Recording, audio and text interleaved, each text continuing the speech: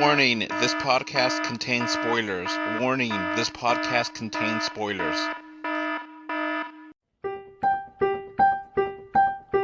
Let's go watch it in 2D. No, let's go watch it in 3D. But if we watch it in 3D, then is it worth the cost?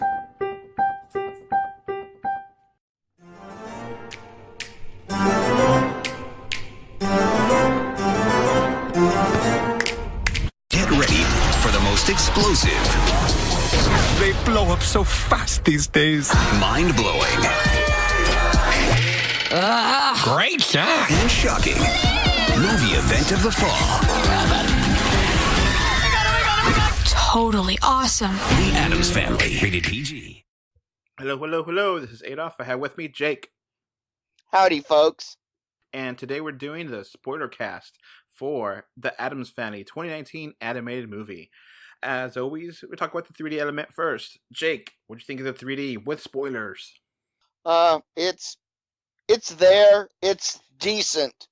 I mean, at this point, you'd have to be a total incompetent to not have a computer-generated 3D movie have good 3D.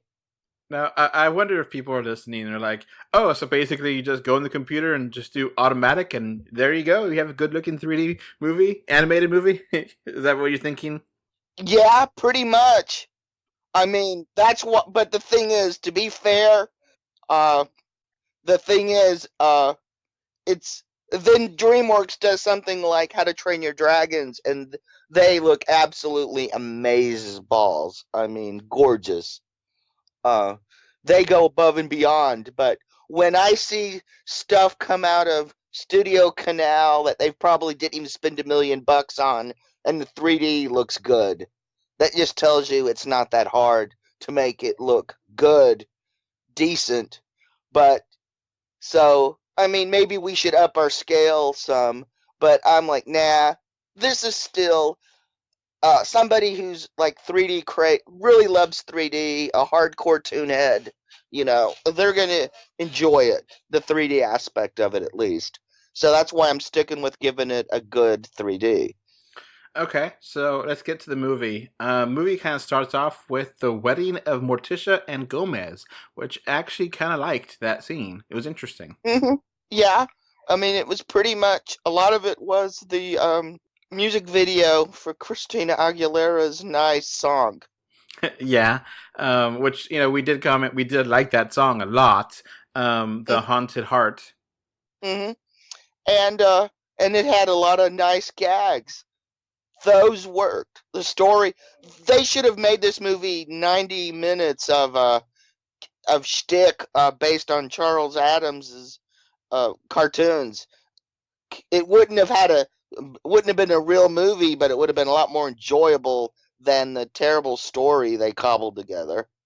So, cobbled together is a really good way of saying the story, because we have this scene and they get married, and, you know, I they didn't really say, but it looked like a red moon, and then the villagers decide to, you know, go after them, and they are able to escape somehow. And they don't really say why the villagers hate them. They're just like, oh, they're monsters, kill them. And they leave. Yeah. And they're like, where do we go? And it's like, let's go to New Jersey. Yeah, I'm like going, okay. That joke is tired. Come on, haven't we bashed New Jersey enough? I mean, hasn't Bruce Springsteen kind of made up for the cast of Jersey Shore? I mean, really. So, yeah, apparently they just pop up in Jersey somehow in a car. So there's another scene, and then there's Lurch, that, you know, in the middle of the street, and he like has a insane asylum, you know, around him, jacket, and they're like, oh, hey, that's a house up there. Let's live there. I was like, that's convenient as hell. Yeah, exactly. I think they were trying to make some statement about immigration, but it's lost, you know, about migrants and immigration, but it's lost in all this other garbage. But, like, there's no transition between them fleeing and then now they're in a car somehow, you know, and somehow in America, and then Lurch for some reason decides, yeah, sure, I'll work with these people. There's no kind of agreement with Lurch saying, yeah, let's I could, you saved my life, I'm gonna, you just, okay, I guess I'll work with y'all. But he had no reason to. It's cute to have a way Lurch gets into this family, but doesn't make any sense. Yep. So we get to the scene where they get to the top, which they say it's an insane asylum, but when they walk around, it's a house. It's just a mansion. Does not look like an insane asylum at all, right? Right. And they're like, unless somebody decided to, grandma's house, we'll just turn it into an asylum. What the hell? This is Jersey. We've got no codes, building codes or anything. Yeah, a mansion and a hospital are very different building types. Yeah, even in New Jersey. So we just kind of like fast forward through Pugsley and Wednesday being born and having kids, like in seconds. Mm-hmm. Who, did, I guess, Morticia, birth her own children without any hospital? I don't know, because it doesn't seem like they've ever left. And eventually Wednesday does comment about that, so, oh, we never left this area. And it's like, okay. So... yeah, this is like worse than the Brady Bunch movie. So, okay, they're totally insulated there. And then, they're playing with their weapons and, they have the tree outside. And then you kind of go back to the town. And the town is having the, Martha Stewart character, which I forget her actual character name in the movie. I just remember that town name, Assimilation. Oh, yeah, that was such on the nose. Yeah, ham-fisted much. I was like, oh my god, really? They're going to do that obvious in your, the town of Assimilation, where all houses are exactly the same. It's like, come on. Come on. Yeah, Tim Burton did this with more finesse. In fact, this looked like a Tim Burton light movie, but some producer who wanted to tell bad Jewish shtick decided to tweak things. I mean, this felt like a really bad Tim Burton movie. In other words, Dark Shadows. The Tim Burton is interesting because, in Edward Scissorhands, they kind of make fun of the suburbs all looking the same and pastels, but they don't like really specifically say it out loud like they do in this movie. It's just kind of subtle. You see it, and it's just, oh, okay, and this was just like, yeah, we have no nuance here. We're just gonna, tell you the town of Assimilation. Mm-hmm. Yeah, we're making this movie for 3-year-olds, except it's way too scary for 3-year-olds. So, yeah. So they have the town, is by one person. This is where it gets really confusing because they're like, oh, we're doing this, modeling show, and this modeling show, we pay for all the houses here to be developed, so everyone lives here by our standards. It's like, what? Did you get that? And I'm like going, this is a pretty draconian neighborhood society that's become a city government. Okay, what the hell? Does anybody involved in this movie actually live anywhere? I mean, have they ever bought a house, lived in a town? This is not the way this stuff works. So, yeah, and Pugs is going to have his big coming out party, which I don't know. They kept saying it weird, and I never heard that term. But basically, it's first communion or bar mitzvah kind of thing, but it's like their own version of it.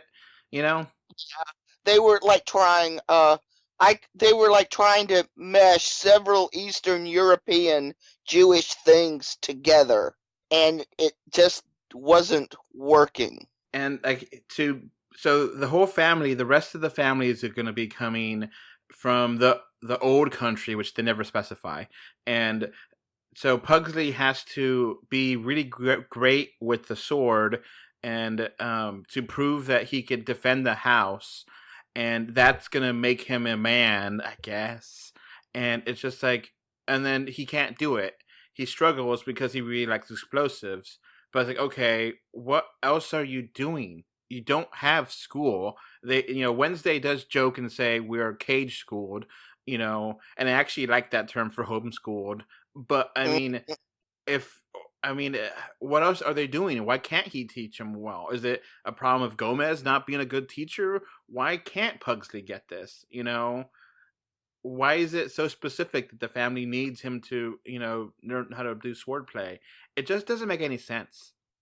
Yeah, exactly. And it's like, and also, why aren't you smart enough until the end of the movie to figure out he's very good at defending the house? It's just not with swords. So is it the swords that are important, or is it the ability to defend the family? Or is none of this important? Actually, none of this is important because this movie is god awful. So, as they're getting ready for the show, going back to the town, they decide to clean up the swamp, which is like, okay, I guess they could. And then that clears up the fog. And there's like a scene where Parker, one of the, schoolgirls, finds this location on her own, which is like, okay. And now the Addams can see the town, and the town can see the Addams mansion. And, the Addams mansion is unseemly. It's on a mountain up there, and it's clear as day. And, that's going to bother the whole, town from being perfect and being, this super awesome, great town. So we have to, stop the Addams and get the Addams. And the Addams come down, hey, let's, check out this town. And then you have the whole scene where the Addams check out that town, and like you never see them like drive down; they just appear there, and it just that's what drives me crazy about this movie, is that it just keeps having scenes that don't connect to each other, that are in sequence with each other. So it does make sense, but there's that connective tissue there is not there. It's just a series of scenes, and it drives me crazy. Yeah. I never thought I'd say this, but this movie manages to make the Hotel Transylvania franchise actually look like real movies. So, I mean, at least there's more connective tissue there. Tissue there, exactly. I never thought I would ever say that. Well, I really didn't like the second one. I haven't seen the third one, but whatever. Yeah, I haven't either. But I didn't really like the first one, but now I think I may reevaluate that in light of seeing this. Oh God. So yeah, the Addams are like, oh, this is interesting, and then they're commenting on things, and I guess the Addams have never existed in the 21st century, in 2020, 2019 time frame. So they don't, they should be more shocked about technology than anything, but they don't care. Wednesday does comment, hey, what's that little black triangle? She doesn't, but they don't know what a phone, they don't have these things. It's really weird because like the Addams Family, the movies and stuff, they, exist, they're isolated, but I mean, to be that isolated, it seems kind of weird. Yeah, exactly. This was not well thought out. Somebody just crapped this script out in 5 minutes. This read like not even a first draft. This movie seemed like an outline, which is damnable because animation, you have to have everything nailed down before you start animating. Now, the one thing I will say I did like was the music, and I did mention this before in the spoiler-free cast, that the music, how they kind of get like the Thing and Lurch on the piano was nice, and how they work in the two songs for this movie is nice in the movie, and that's where I give it credit to give it a 6 instead of a 5 like Jake. But it's still kind of, just the music is nice, but none of this really makes sense. And, so Wednesday now wants to go to school down there. She's been there, not even half a day. And then you have the next scene where Wednesday is in a biology class, and there's the frogs. It's in the trailers. and like there's no repercussions from this at all. Yeah, it's just it's just one of the many. There's little brief moments here that are taken from the strips, and the bringing the frog to life is one of them. And if they had made the whole movie nothing but stuff from that, it wouldn't have been a movie, but it would have been enjoyable because those were great gags. But they don't do that. They just add this lame ass story that nobody gives a crap about, that's been told 100 times before better. I mean, it hasn't really been told worse. I mean, this is bad stuff. And, I can forgive, okay, Wednesday's in school. Where does she get all this equipment to make the frogs come back? It's a cartoon. I can forgive that. But, like, there's no mention of this scene after this. And then there's no mention of how Wednesday got into school. It just, that kind of connective tissue makes it a better story. And they just skip it and to make it gag. Oh, and then they pretty much give Wednesday, they just like, it was funny in Teen Titans Go with Raven liking unicorns, so we'll do that to Wednesday. So Wednesday's rebelling, and she's becoming a girly girl with unicorns and staying with Parker, and then Parker is becoming like goth to copy Wednesday, and the character model for Parker is just bad. I don't. It looks like a really pathetic version of the Bratz girls from the I think it was like 10, 20 years ago. Yeah. It looks like a worse version of that, and it wasn't well thought out. This was just like, I felt like this movie is like, we have the rights to the Addams Family. Let's just do that. And then some people who were big fans just, like I said, were trying to show off their fan merit badges and spend all this time on this detail in the look, but gave no thought whatsoever to the storyline. They thought it was irrelevant. So Wednesday is rebelling, and then all the family is starting to come into town, and then they're coming into the town of assimilation, and they're look how weird looking they are, look how deformed they are, or whatever, and just like, hey, you guys shouldn't be talking. Your character models are pretty ugly too. At least that character model is interesting looking. It's not a deformed human. It's so what if they have big shoulders or whatever? Whatever. Yeah, and this story and these gags were old in the 60s. I mean, and this is 2000. This is nearly 2020. I mean, this stuff is crap. I mean, this is terrible storytelling.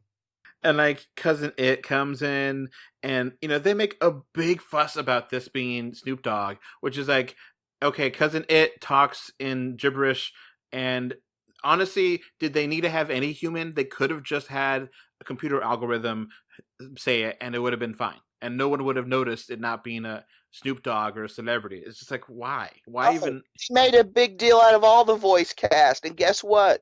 Nobody had a distinct enough voice that you could tell who they were. Now, some guys actually tried to mimic the 60s versions of these characters from the TV show, which was a nice touch, because those are kind of the definitive voices of these characters. So the villain, she's getting frustrated that, the Addams are here, the family, and, I think it's Margarex Nedler is the character name, I think. And she's like, determined because she's going to get fired. So then she gets to social media. Apparently she controls the town's Facebook account.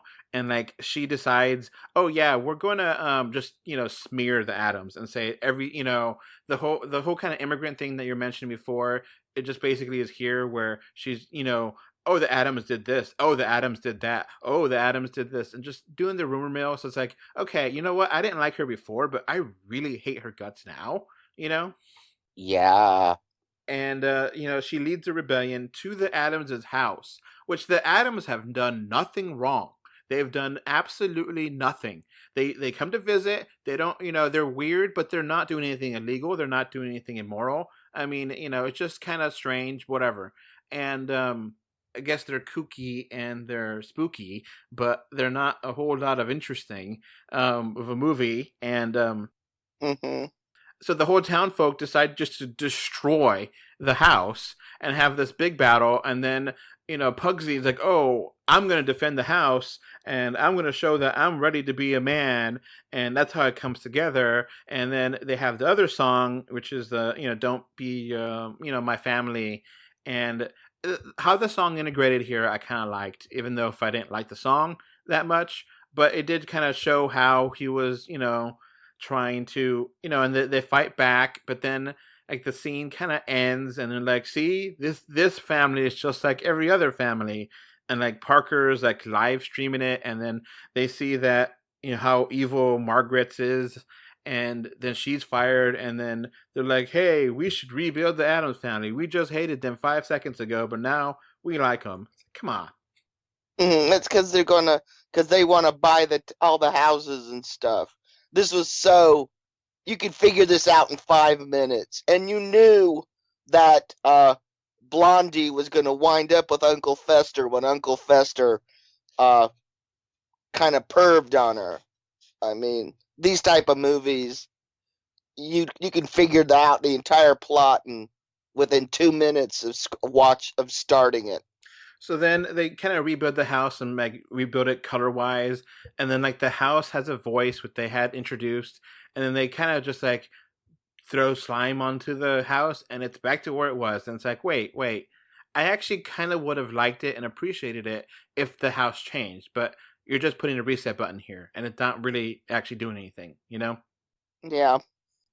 And basically the town is okay with the Addams, and the Addams can visit the town, and the rest of the Addams family decides to move into the town because the reality TV show that's paid for the town of Assimilation, it now doesn't care, and they have all these houses, and apparently the Addams family, the rest of the family need houses, which is like, what? Why? Where did they come from? They just, come from the dirt? Yeah, what, were they homeless before they decided to come to Pugsley's thing? Exactly. Whatever. It's just ridiculous. And you get the final scene, which is the intro to the, all the shows and movies, the snaps. And it's like, okay, that's how it wraps up. And I was like, all right, well fine. Yeah. And this made enough money, they're already talking a sequel. Thanks, America. World. Thank you, world. Yeah. I mean, it was cheaply made and you could see it from the visuals. The art style, we crap on this art style. And, people are like, oh, you guys are being too cruel. Man, this art style, it looks like it could have been direct to DVD 15 years ago. I'm not kidding. Yeah. I mean, yeah, compared to some of the other animation that's been done of the Addams Family, I mean, at least they didn't put Wednesday in a pink dress and turn their haunted house into a motorhome. So, yeah. Terrible. I mean, maybe I'm being hard on this because I'm such a fan, but damn, this gave me nothing. Yeah, it just kind of, they go for the most common denominator here. They go for the basic laugh. They go for the most simple joke here. And it's just, it's okay, a little bit better than okay for me. I like how they integrated the music enough, and some of the gags worked enough to give it a 6 for me, but it's just barely there. Jake, again, you gave it a 5. Do you have any final thoughts? I just want to forget this ever happened. Which you probably will forget this movie exists in a couple of weeks. So. Yeah, exactly. Unless people keep reminding me of it. All right, that's it for us. All right, before this podcast ends, I want to give a thank you to my patrons. Right now, we have one patron, which is David from Spain, and I want to thank you for your financial support. All right, so that's going to be it for this podcast. We now have a Patreon, and the link is in the description. Thanks for watching. And we are on Facebook, Twitter, Instagram, a little bit everywhere. Just look for us, 3D or 2D. And of course, review us on iTunes. And if you want to write us a letter, our email address is email3d or 2d@gmail.com. So that's going to be it. Thanks for listening. Bye. Bye.